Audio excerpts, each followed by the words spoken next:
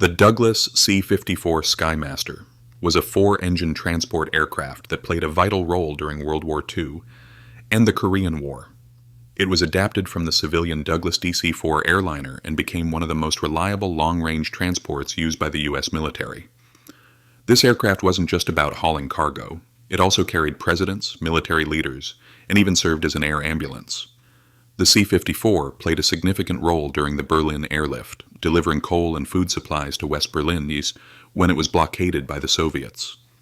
Even after the wars, it continued serving in military and civilian roles across more than 30 countries.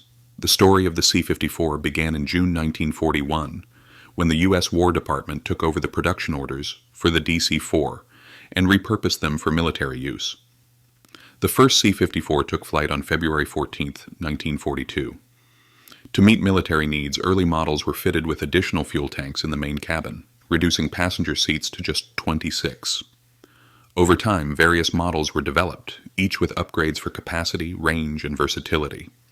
The most popular variant, the C-54D, entered service in August 1944 with more powerful engines. Another variant, the C-54E, moved the fuel tanks to the wings, allowing more room for passengers or cargo. When transferred to the U.S. Navy, these aircraft were labeled as a R-5D, and in 1962 they were all standardized under the C-54 name.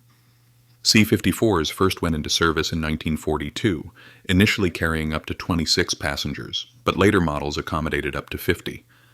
They quickly became the go-to long-range transport for the U.S. military during World War II. They were used not only by American forces, but also by the British Royal Air Force, the French Air Force, and more than a dozen other countries.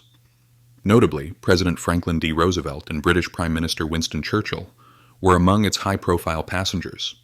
The C-54's role during the Berlin Airlift in 1948 was legendary, with over 300 units flying supplies into West Berlin during the Soviet blockade. After the Korean War, the C-54 was gradually replaced by the larger Douglas C-124 Globemaster II, but some units continued to serve until 1972. The last active U.S. Navy C-54 was retired in 1974. When they were no longer needed by the military, hundreds of C-54s were sold to civilian airlines worldwide.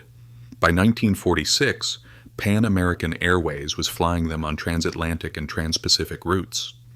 They also found new life as firefighting aircraft, modified with tanks for spraying water and chemicals, a role they continued well into the 1990s.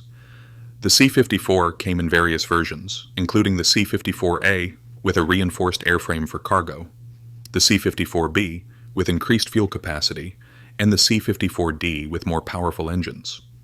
The C-54E introduced rapid conversion options between passenger and cargo configurations, while the C-54G used a different version of the engine. Each version was built to meet evolving military needs, with some being repurposed for specialized missions such as air-sea rescue and missile tracking. Throughout its service, the C-54 was involved in several historic events, from transporting military leaders to supporting major airlifts.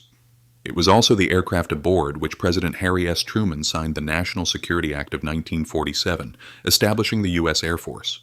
From war to peace, the C-54 Skymaster left an indelible mark on aviation history as a workhorse that could do it all.